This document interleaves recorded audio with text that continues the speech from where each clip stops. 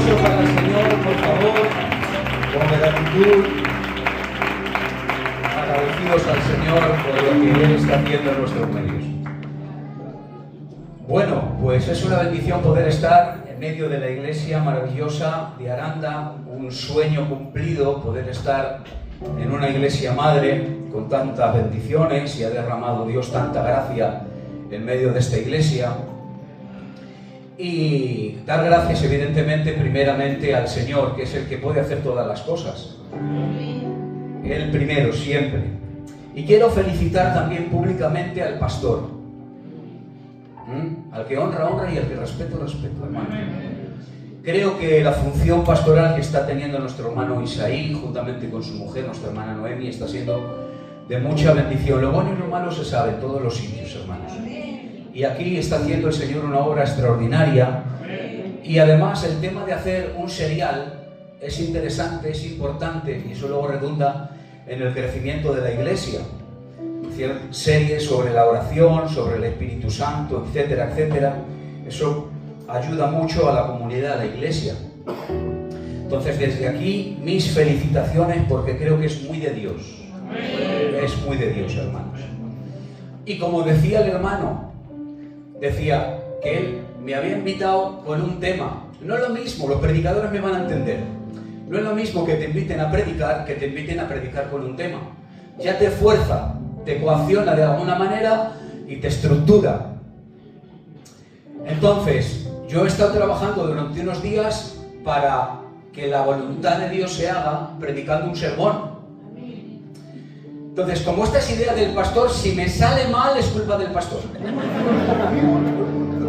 Si me sale bien, soy un fiera. ¿Os parece bien? Ese es un buen acuerdo. Ese es un buen acuerdo. Hay buena sombra, hay buena sombra. Bueno, ¿qué les parece si de primeras lanzo el título del sermón y luego vamos avanzando poquito a poco? Porque ya les aviso, les pongo en sobreaviso, que no es un sermón o un mensaje al uso sobre el Espíritu Santo. Normalmente hablamos, hermanos, acerca de las características, la personalidad, el carácter, las obras, la deidad, etcétera, etcétera.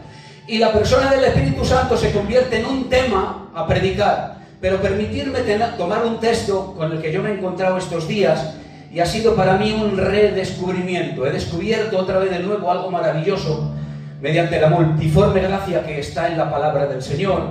Y creo que el Señor nos va a hacer mucho bien. Así que vamos a estar avanzando en el texto poquito a poco, lo vamos a leer ahora, y vamos a descubrir al Espíritu Santo una labor. Pero también vamos a hablar de cristología un poquito, porque sin querer el texto nos va a obligar a hacerlo. Pero el centro, ¿vale? El centro siempre va a ser el Espíritu Santo. El título, voy a quitarme estas gafas porque con estas veo mejor.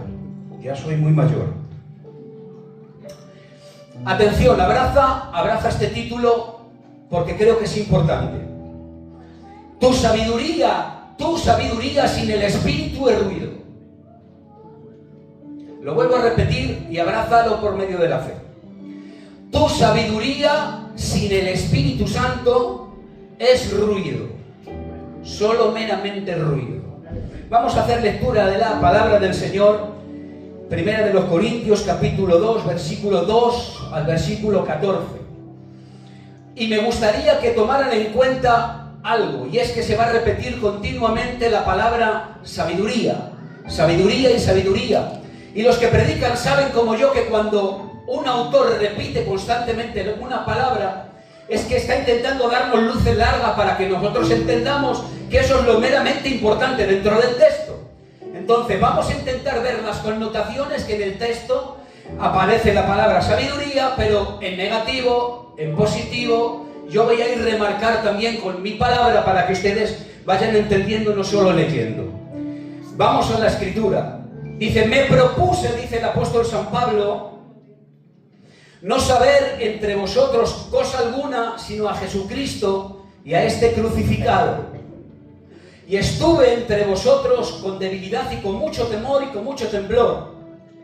Y ni mi palabra ni mi predicación fue con palabras persuasivas de humana sabiduría, sino con demostración del Espíritu y de poder, para que vuestra fe no esté fundada en sabiduría de hombres, sino en el poder de Dios. Dice, sin embargo, atención a este sin embargo, si hablamos sabiduría, no como la que acabamos de describir, entre los que han alcanzado madurez, con esto sí hablamos sabiduría. Sabiduría no de este siglo, ni de los príncipes de este siglo que perecen, mas hablamos sabiduría de Dios en misterio.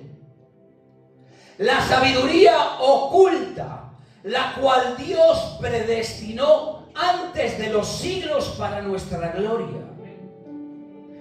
La que ninguno de los príncipes de este siglo conoció, porque si la hubieran conocido, nunca habrían crucificado al Señor de gloria. Antes bien, como está escrito, cosas que ojo no vio, ni oído oyó, ni han subido al corazón de un hombre, son las cosas que Dios ha preparado para aquellos que le aman.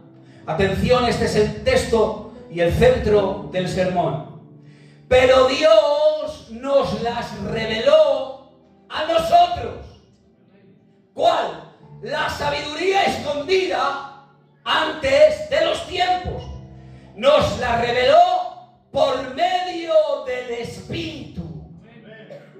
Porque el Espíritu todo lo escuadrilla, aun lo profundo de Dios. Porque ¿quién de los hombres sabe las cosas del hombre, sino el Espíritu del hombre que está en él? Así tampoco nadie conoció las cosas de Dios, sino el Espíritu de Dios. Y nosotros no hemos recibido el Espíritu del mundo, sino el Espíritu que proviene de Dios, para que sepamos que Dios nos ha concedido, lo cual también hablamos, no con las palabras enseñadas de sabiduría humana, sino con las que enseña el Espíritu, acomodando lo espiritual a lo espiritual. Pero el hombre natural no percibe las cosas que son del Espíritu de Dios. ¿Por qué? Porque para él son locura y no las puede entender, porque se han de discernir espiritualmente. ¡Aleluya! Dios mío, Dios mío. Gloria tenga tu palabra. Leída la Escritura nos serviría. Ya nos valdría, hermanos. Pero permitidme que esté unos minutos hablando. Estamos ante la carta de Primera de los Corintios. Pablo estuvo durante más o menos 18 meses, los que saben. Y a continuación de poder estar 1 año y medio, luego se fue a Éfeso. Y en Éfeso estuvo durante más o menos 3 años. Y en estos 3 años, se entiende que estaba más o menos en el año 55 después de Cristo, él recibe una carta por parte de una persona, una familia, que ellos le llaman los de Cloé. Cloé era una hermana que vivía allí, en Corinto. Pero ella le manda un informe, o la familia de la mujer le manda un informe y le dice: aquí todo es una catástrofe. La iglesia está manga por hombro y ahora mismo no estamos en las mejores de nuestras circunstancias. Entonces Pablo elabora una carta, que es esta, que esta es la carta de respuesta de Pablo como el informe recibido ante la propuesta de esta familia que está reclamando sanidad en medio de la iglesia, porque la iglesia no está en sus mejores momentos. Y esta, que era una de la iglesia, o la iglesia por antonomasia, llena de dones y llena de capacidades, esta iglesia, que responde a una iglesia con capacidades y dones, ahora mismo está vacía totalmente. Está llena de gente, pero vacía de amor. Está vacía de unión. ¿Por qué? Porque hay enfrentamientos constantes entre ella misma. De hecho, los que más saben la han llamado, estaba llena de facciones. Facciones está resumida en la frase en las cuales San Pablo elabora cuando dice: unos pensáis que sois de Apolos, otros sois de Pablo, otros sois de Cefas, otros sois de Pedro. Y como resultado, San Pablo elabora una frase extraordinaria que deberíamos de abrazar todos, que es la que dice Jesús mismo, o la que dice San Pablo mismo. ¿Acaso Jesús está dividido? Entonces él tiene que intentar, por medio de un escrito, por medio de un tratado, intentar liberar a la iglesia que está esclavizada por medio de la desunión. Y es que dejarme aplicar rápidamente: cuando el don supera el carácter, aparece la tragedia. Cuando el don supera el carácter, aparece la tragedia. Porque las iglesias se han convertido, desgraciadamente, en Got Talent. Aparece mucho don, pero hay muy poco carácter cristiano. Y es un conflicto tener gente muy aprobada, pero luego no tiene un carácter creyente, cristiano, maduro, cristocéntrico, antibíblico. Entonces aparece una tragedia. Tenemos a gente muy preparada que no son cristianas. Y eso es muy notorio. Mucho ruido de dones y el silencio del amor. Y cuando hay eso, hay que aparecer una palabra tan maravillosa como la palabra de Pablo. Pablo ataca la desunión. Pablo confronta y la falta de visión. Tenéis desunión por la falta de visión, porque tenéis una ausencia de sabiduría. Ese es el epicentro. Dicho de otra manera, tenéis una falta de sabiduría.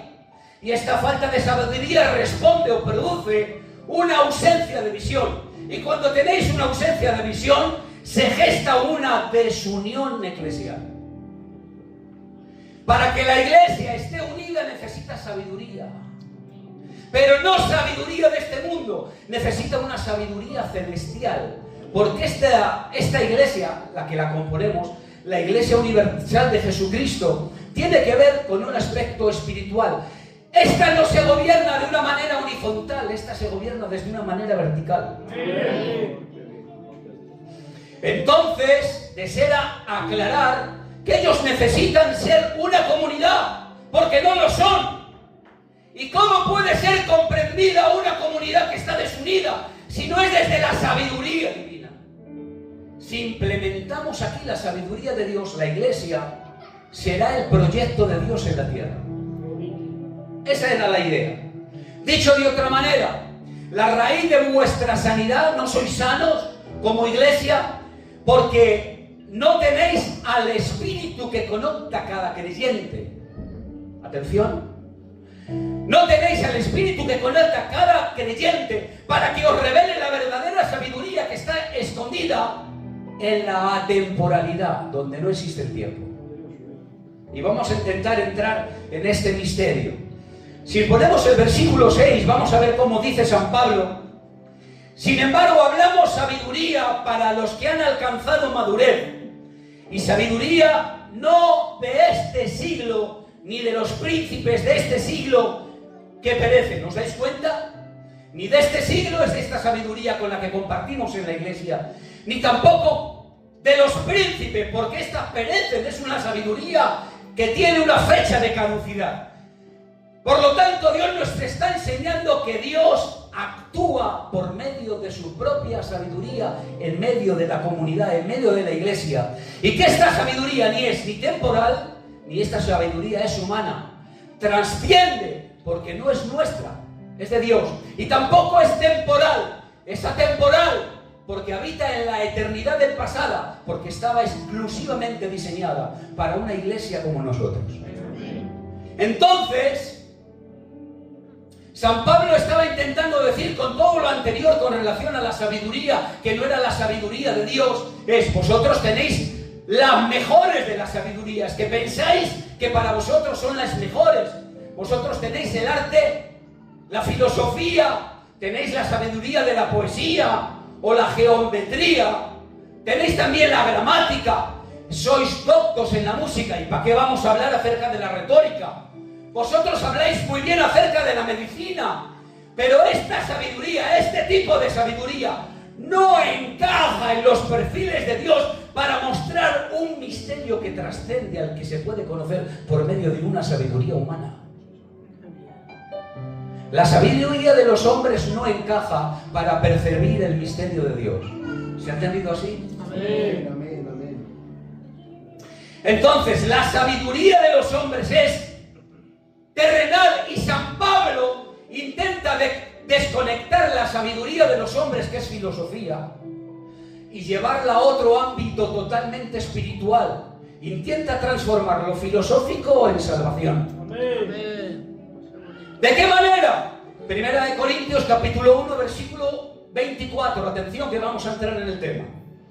Dice: mas para los llamados, así judíos como griegos, Cristo, poder de Dios y sabiduría de Dios. Cristo, sabiduría de Dios. Lo que dice el verso 30 del mismo capítulo: mas por él estáis vosotros en Cristo Jesús, el cual os ha sido hecho de Dios sabiduría, justificación, santificación y redención. ¿Te das cuenta? La sabiduría de Dios no es algo. La sabiduría de Dios es alguien. Gloria a Dios. Y eso es lo que todavía no habían entendido, ni nosotros hemos entendido. Es que Dios ha hecho sabiduría a su Hijo. Le ha diseñado en la eternidad pasada como el prototipo perfecto de la sabiduría para la iglesia. Para que la iglesia se conduzca como iglesia por medio de la sabiduría del Verbo. Pablo está intentando reafirmar que el Evangelio es la sabiduría de Dios. Es la palabra de Dios hecha carne. Esa es la verdadera sabiduría de Dios. Entonces dice: sí, esta sabiduría yo la puedo comunicar en medio de la iglesia. La podemos hablar, pastor. Pero solo la hablamos en medio de los que son maduros. En medio de los que han crecido. ¿Quiénes son los que han crecido? ¿Quiénes son los maduros según San Pablo?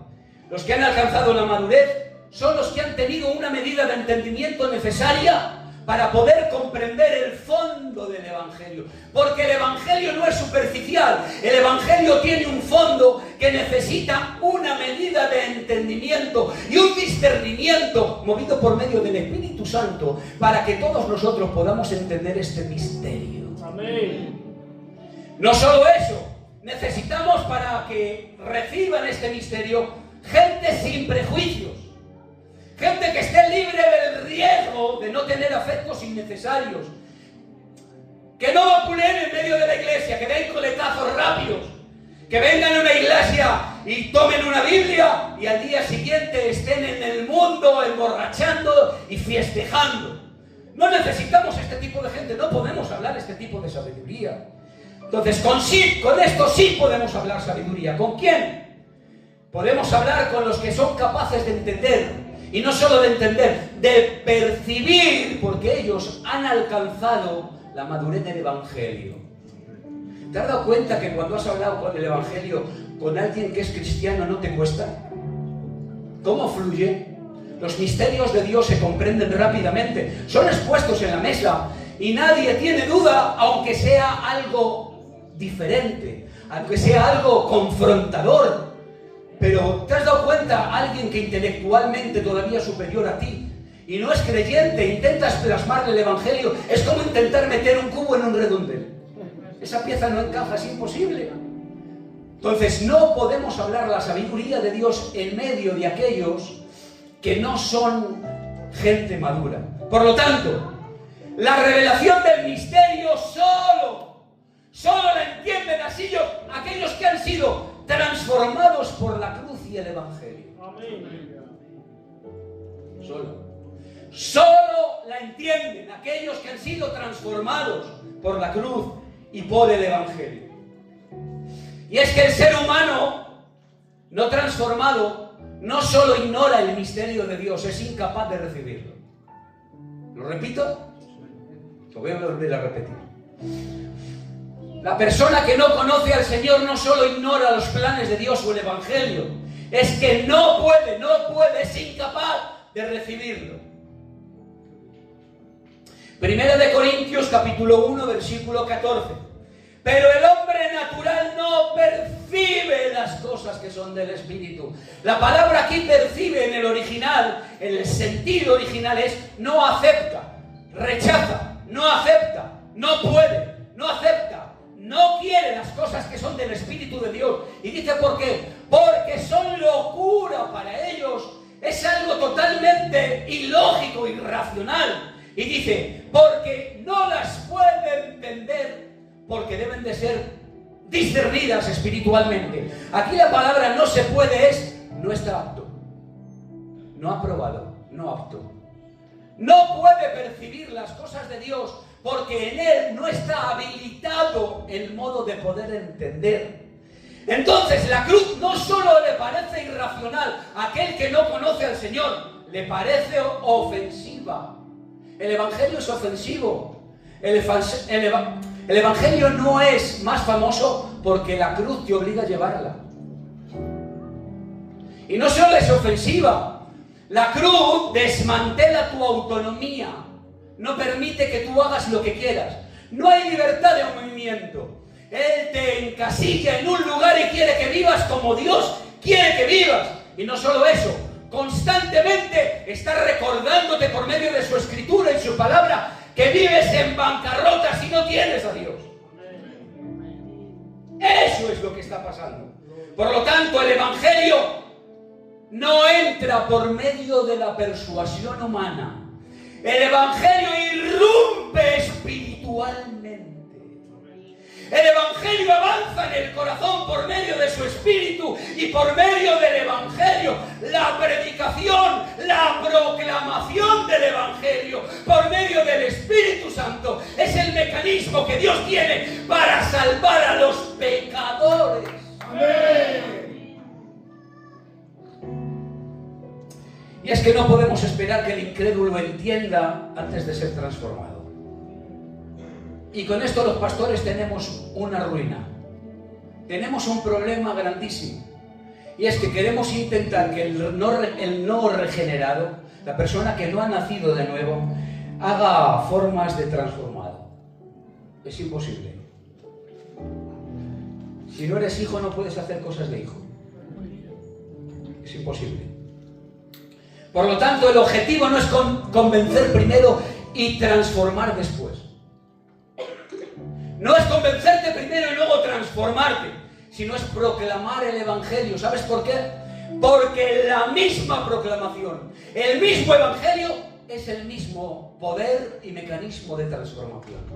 A medida que uno predica, enseña, ilumina, la misma palabra es la que transforma al no creyente. El mismo Espíritu, atención a esto, el mismo Espíritu que inspira lo que se proclama, acompaña con poder a la misma proclamación. Aleluya.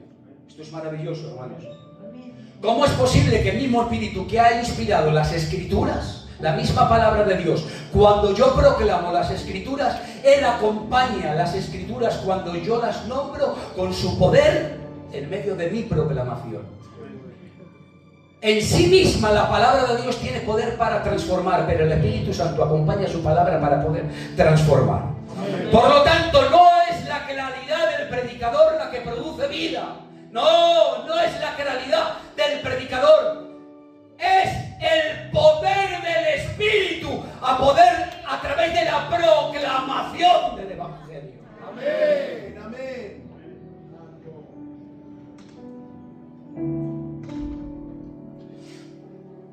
Y es que el lenguaje del cielo solo lo comprenden los que miraron al Calvario. Gloria a Dios. Solo el lenguaje del cielo lo entienden los que miraron al Calvario. Mira, pastor, puedes quemar todo tu cuerpo para intentar alcanzar a un no creyente.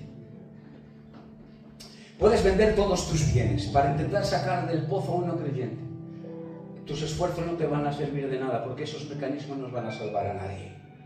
Nosotros no creamos cristianos, solo es el Espíritu el que da vida a los muertos. Amén. El Espíritu es el agente que vivifica al no creyente. Mientras que Cristo ha ganado en la cruz toda la economía divina, el Padre y el Hijo ha puesto a la disposición del Espíritu como tesorero para que pueda repartir la salvación en medio del creyente. Amén. Verso 7, mas hablamos sabiduría, atención, en misterio. Hablamos esta sabiduría en misterio. La sabiduría oculta, ¿dónde? Dice, la cual predestinó antes de los siglos para nuestra gloria. Esta sabiduría, hermanos, es un misterio. No la sabiduría de los hombres, evidentemente. Es la sabiduría de Dios. Esta sabiduría, como ya hemos dicho y hemos anticipado, es una sabiduría antes del tiempo, que trasciende a nosotros, porque nosotros no somos atemporales, somos temporales. Y esta sabiduría estaba guardada fuera del tiempo. Es decir, desde la nada, desde la no creación, desde que Dios estaba en sí mismo, como el Dios Trino, el Padre, el Hijo y el Espíritu Santo, en esa recirculación del amor trinitario que se tenían a sí mismo, como una comunidad, porque Dios es una comunidad. Ellos tenían en propósito redimir a la humanidad a través de Cristo. Ese es el misterio. El misterio es que Cristo ha sido sacrificado antes de los siglos. Ese es el gran misterio. El misterio es que Dios, antes de ser un hombre, ya estaba sacrificado.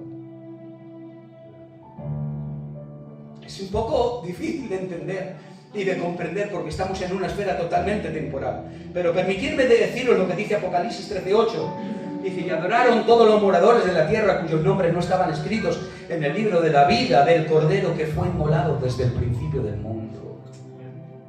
Antes de la nada. Es que, como dijera ese teólogo, antes de que Dios dijera hágase la luz, dijo hágase la cruz. Ese es el misterio. Es la salvación por medio de un Mesías crucificado en la eternidad. Ese es el misterio. Pero deberíamos de plantearnos una pregunta, pastor. Y es, ¿el misterio qué es? Es Dios siendo sacrificado. Dios siendo sacrificado. Eso es una bipolaridad. Eso es una locura. Es la locura de la cruz. Entonces, la verdadera espiritualidad, yo le he llamado así, hermanos.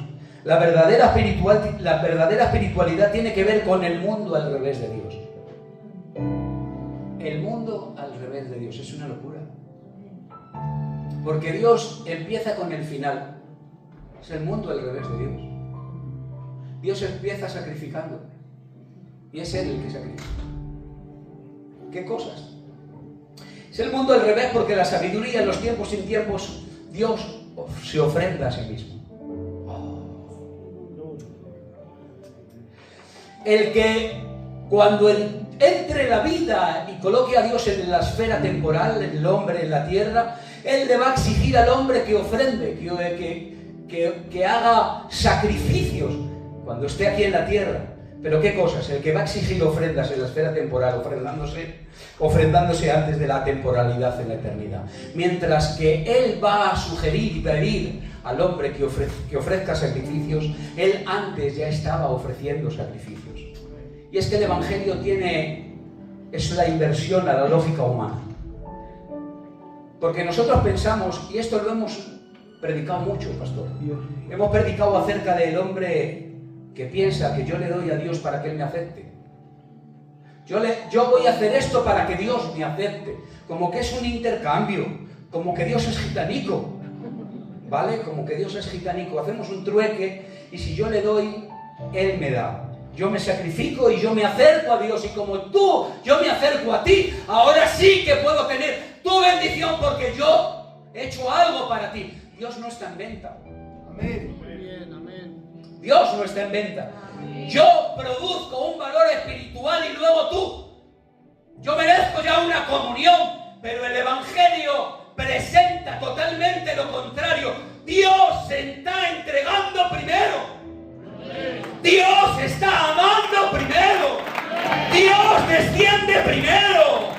Dios se sacrifica primero. Ahí está el mundo al revés. Y es que el sacrificio de Cristo no aparece como un plan B, no está improvisado en el tiempo. Es una realidad que está predeterminada en la eternidad. Está en la mente de Dios. Por lo tanto, Él actúa en la eternidad para transformar lo temporal.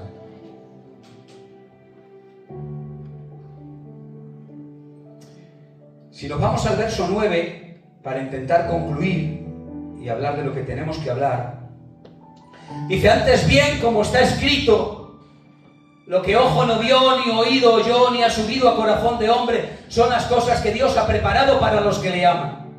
¿Cuántas veces hemos citado mal la Escritura, hermanos? Y este texto no es la excepción. Porque siempre hemos relacionado este texto para aceptarlo a veces en sepelios y de hablar acerca de esto como que el cielo tiene que ver con este texto. Lo que ojo no vio, lo que oído no oyó, lo que ha subido a corazón de hombre es lo que Dios ha preparado para aquellos que le aman. Pero si tenemos del contexto anterior, como estamos hablando ahora mismo, no está hablando del cielo, está hablando del Evangelio. Está hablando del misterio, está hablando de Cristo. Está hablando de la persona de Cristo antes de ser revelada, que ya estaba preparada por parte del Padre para luego exponerla al mundo. Está hablando del Evangelio, la vida de Jesús, simple y llanamente. Por eso Él dice: ni ojo vio, ni oído oyó, ni se ha subido al corazón del hombre. Dicho de otra manera, está intentando decirnos San Pablo: hay una incapacidad absoluta por parte del hombre que está caído. El hombre caído no puede ni ver, ni huir, ni sentir, ni imaginar, ni pensar. Es una ignorancia total. Es una ineficacia espiritual total. El hombre no puede imaginar este misterio. No puede descubrirlo por medio de la sabiduría humana. Es la ceguera espiritual. Es total. No es que la Biblia sea oscura, no. Es que el hombre está ciego. La Biblia no es oscura, el hombre está ciego, no puede percibirla. Porque puedes tener el sol al mediodía, a las 12 de la mañana en agosto. Pero si eres ciego, ¿cómo puedes leer la Escritura y puedes entenderla? ¿Cómo puedes comprender este misterio de Dios? Entonces, esta verdad, hermano, no se puede suavizar. Esta verdad es una verdad intrínseca en la Escritura. Es una verdad bíblica. El hombre no ni puede ni quiere. Ni ojo vio ni oído yo. Me llamó mucho la atención. ¿Por qué dice ni ojo vio ni oído yo? ¿Estamos bien, hermanos? Vale, es que les veo muy atentos. Maravilla. Ni ojo vio ni oído yo. Yo me preguntaba, ¿por qué ni ojo vio ni oído yo? El ojo y el oído es el método científico. Los hombres tienen un método científico. Todo lo que es probable es científico. Todo, como Dios no se puede comprobar por medio de la ciencia, que es el ojo y el oído, descartan a Dios de la lógica de la ciencia. ¿Se ha entendido? Entonces, ¿qué ocurre? Que aquí San Pablo está intentando decir el método científico, que es la vista, y el oído son totalmente inútiles para alcanzar la sabiduría de Dios. La sabiduría divina no puede percibir. No hay métodos, no hay medios para poder mirar a través de los tiempos y entender a Dios. La verdad de Dios no es un objeto de laboratorio en la que nosotros podamos manipular, entrar y entender. Dios no es así. No podemos hacerlo. De hecho dice, ni se ha subido al corazón del hombre. ¿Por qué dice ni se ha subido al corazón del hombre? Los términos originales no habla del corazón del hombre, sino habla de imaginería, habla del pensar, imaginarte, pensar cómo podía ser. Entonces lo que está aquí intentando San Pablo es decirnos, mirad, si por el método científico no habéis sido capaces, mucho menos, intentando pensar e imaginaros, porque eso es totalmente insuficiente. El hombre caído, el hombre natural, no puede soñar con la belleza, con la trascendencia, con lo glorioso, con lo maravilloso que Dios ha preparado para salvar al hombre. No puede entenderlo. El corazón caído no tiene categorías para la gloria de Dios. No tiene categorías. Es más, el hombre desde la caída está espiritualmente ciego. Ciego. Puede estudiar la creación, puede intentar concluir que Dios existe y que hay un creador, pero nunca podrá imaginar ni tampoco podrá sentir la dulzura de sentirse justificado, perdonado, estar unido, conectado a Dios. Es imposible poder ver la belleza ¿cómo podrá verlo? No podrá imaginarlo. Muchas gracias. Y es que puedes entender los conceptos de Dios, pero no puedes percibir la gloria de Dios en su salvación por medio de la sabiduría del mundo. Imposible. El conocimiento de la salvación no es un logro de la mente humana, es un regalo soberano de la gracia divina. Amén. Fíjate si no has aportado nada a tu salvación, que lo único que has aportado es el pecado. Tú has aportado la parte negativa en la salvación. Estabas perdido, te ibas al infierno, Dios te iba a condenar por medio de tu pecado y Dios ha venido a restaurar tu vida, perdonarte y aceptarte en su familia. Amén. Gloria a Dios. Por su puro amor. Amén.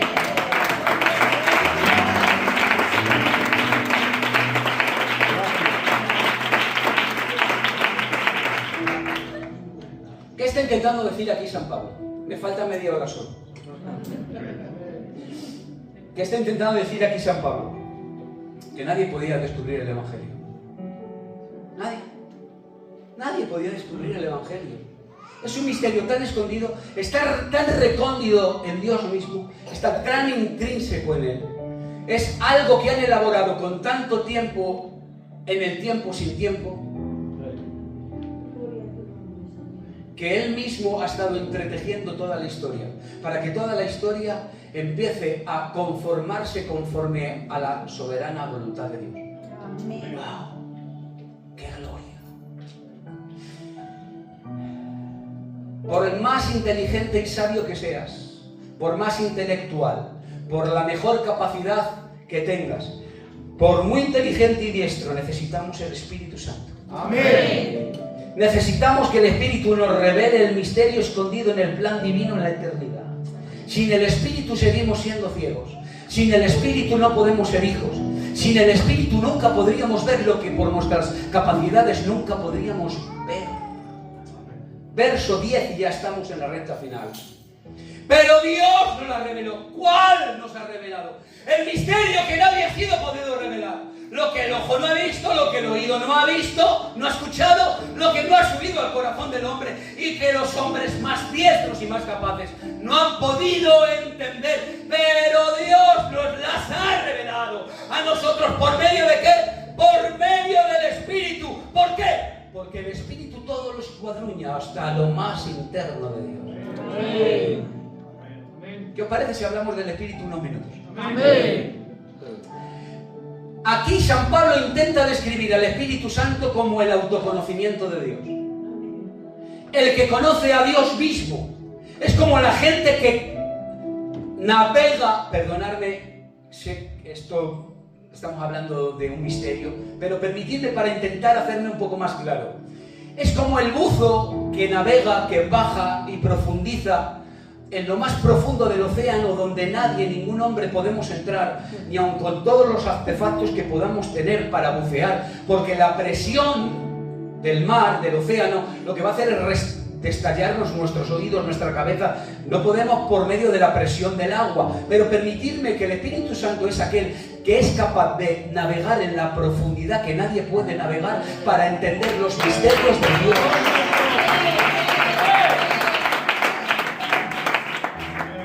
Dicho de otra manera, el Espíritu Santo es aquel que hace la autoexégesis de Dios. Amén. Examina lo profundo de Dios. El conocimiento de Dios se nos está siendo revelado por medio de su Espíritu. Porque el Espíritu Santo está estrechamente conectado con el Padre y con el Hijo. Qué bien, gracias. Está tan estrechamente conectado el Padre con el Hijo que conoce todos sus secretos, misterios. El Espíritu escuadriña, dice el texto. Dice, escuadriña todas las cosas. Aquí se toma una analogía, los que saben, que es como alguien que entra en un lugar más oscuro, pastor, que nadie puede entrar, pero que toma un candil de la mano, un candilico con luz, y entra y empieza a ver lo que nadie puede ver, y empieza a examinar, y cuando sale dice, chicos,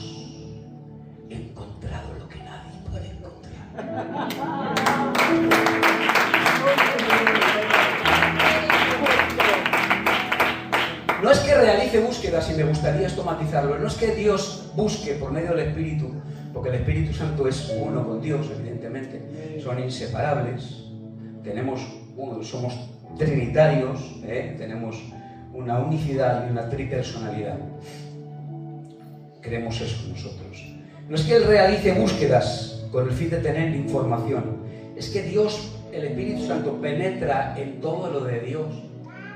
Es que permea el Espíritu en todo lo que tiene que ver con la persona de Dios. ¿Sabes lo que significa permear? Todo lo que no es permeable es impermeable. Tú tienes un paraguas y cuando sales a la calle con intención de no mojarte, abres tu paraguas, sales a la calle y no te mojas, haces tu compra y te vuelves para tu casa. ¿Sabes por qué? Porque el material con el que está hecho ese paraguas es impermeable, no se moja. Sin embargo, algo que permea es algo que cala, algo que profundiza. El Espíritu Santo permea todo el ser divino, porque tiene una relación, vuelvo a repetir, intratrinitaria. ¿Saben? Se llama la perijoresis. Es la recirculación del amor trinitario, porque Dios nunca estuvo solo.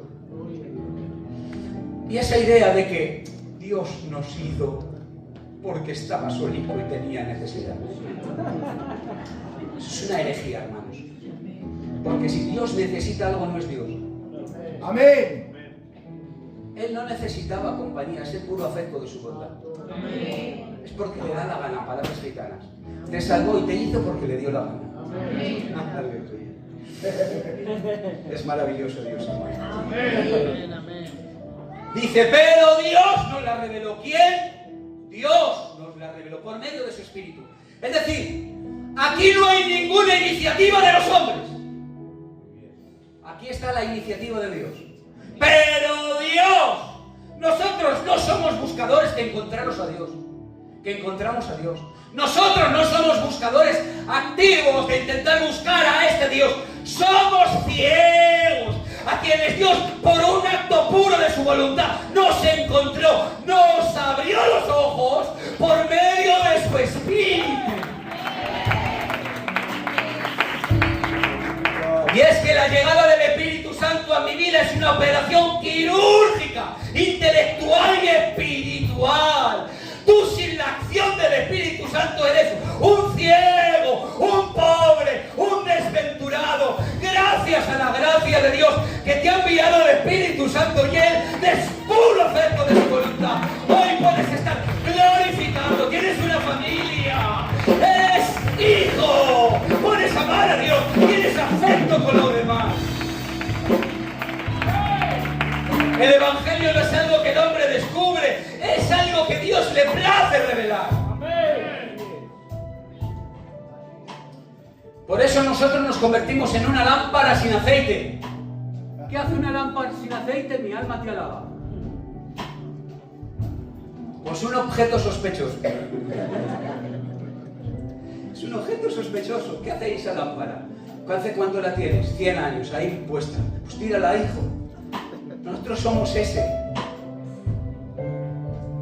Solo somos capaces de brillar si el Espíritu Santo nos ilumina. Si hay aceite, si el Espíritu la enciende. Solo si Él la enciende eres, si no, no.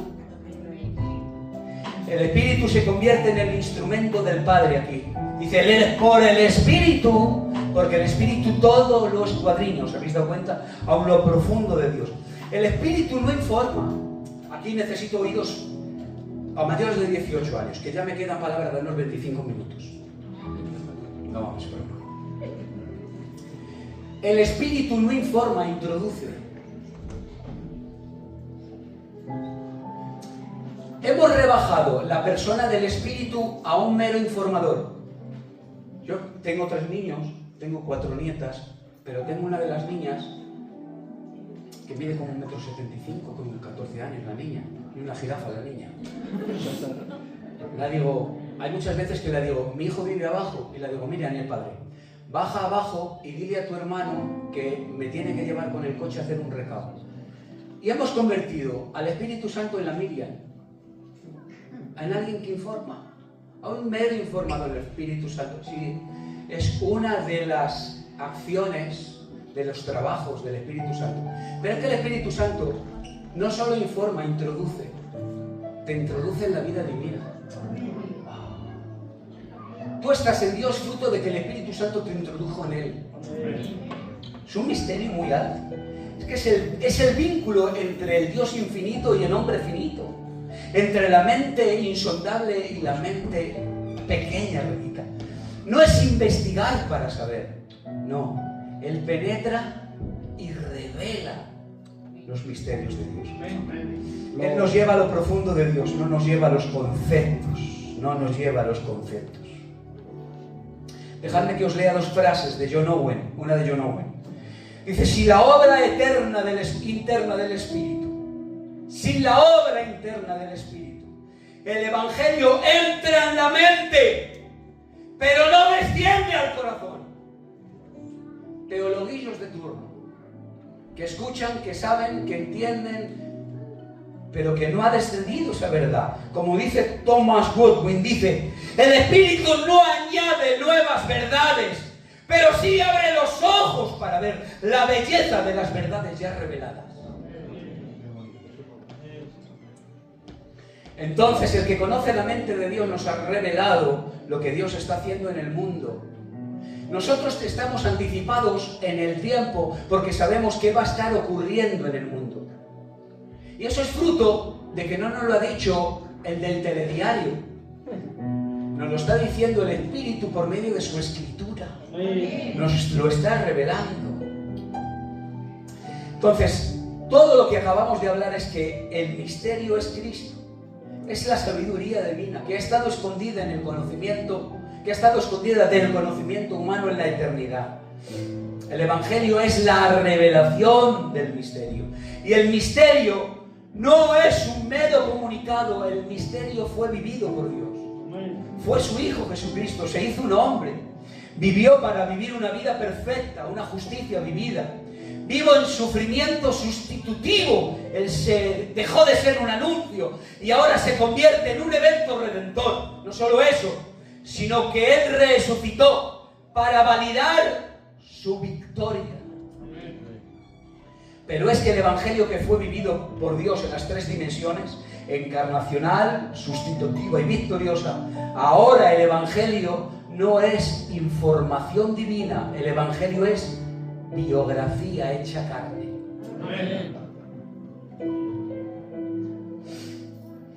Y es que solo podemos percibir la revelación de esta sabiduría por medio del Espíritu.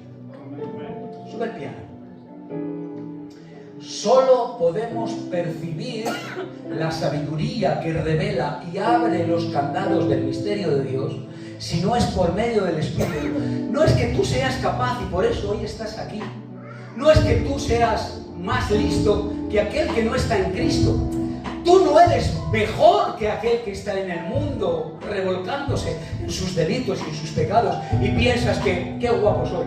Y estoy besándome continuamente todos los días porque soy más guapo, soy más intelectual, tengo vida social. No. Si el Espíritu Santo no ha hecho un trabajo en tu vida, déjame decirte que tu sabiduría es ruido. Tu sabiduría es ruido. Puedes predicar y no haber visto nada. ¿Estáis aquí conmigo? Puedes estudiar la Escritura y todavía no haber entrado en el misterio de Dios, si el Espíritu no te lo ha revelado. Puedes debatir y no haber visto nada de lo que Dios ha preparado. Y el problema no es que es acceso al contenido. No, el problema no es eso. El problema es que no tienes acceso a la realidad espiritual de Dios. Ese es el problema. Porque puedes tener Biblia y no conocer su plan. Dios mire. Puedes tener teología y no puedes tener visión espiritual. Puedes hablar de Dios y nunca haber sido introducido en su realidad.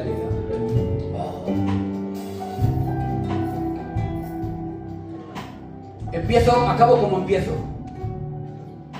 Si el Espíritu Santo no hace su obra de revelación en tu vida, tu conocimiento es ruido.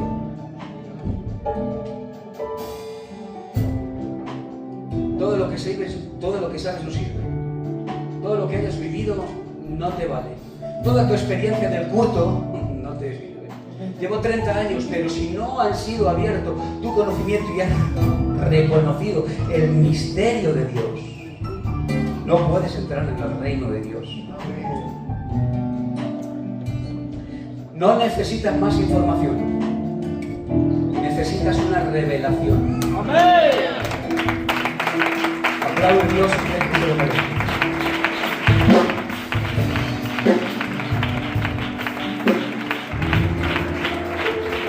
Acabo con una frase porque si no estaríamos más tiempo, creo que no procede. Una frase de Gordon Fee dice: aunque la meta de la salvación en Cristo es la creación de un pueblo para el nombre de Dios, las personas entran en esta comunidad de uno en otro. Así casi todos los aspectos de este ingreso al pueblo de Dios son obra del Espíritu Santo, comenzando con la proclamación y luego por medio de la revelación del Espíritu Santo. Te lo voy a decir, mira, me podía haber ahorrado 40 o 50 minutos. Me lo podía haber ahorrado, pero es que no quería. Lo que les estoy diciendo es que muchos de nosotros somos muy profesionales. Y hemos venido a la iglesia hace muchos años. Pero muchos de nosotros, sálvese aquel quien pueda, y oramos para él para que sean iluminados su mente y su corazón. Muchos de nosotros todavía no han hecho frutos dignos de arrepentimiento. Y lo único que tienes es información. Y esa sabiduría es ruido, grita, es ruido, son cacharretes que suenan alrededor de ti. No es música que ilumina tu vida. Voy a decírtelo de otra manera. Necesitas que el Espíritu Santo te convenzca de pecado, de juicio. Amén. Lo necesitas ya. Puedes cerrar tus ojos un minuto y agradecerle su bondad y su misericordia, su clemencia, que Él es bueno, que Él es bueno. Sube un poquito ese teclado, por favor. Te adoramos a ti, Señor, porque no hay nadie como tú. No hay nadie como tú, Señor, no hay nadie como tú. Eres bondadoso, eres misericordioso, eres perfecto, eres justo, no hay nadie como tú, Señor.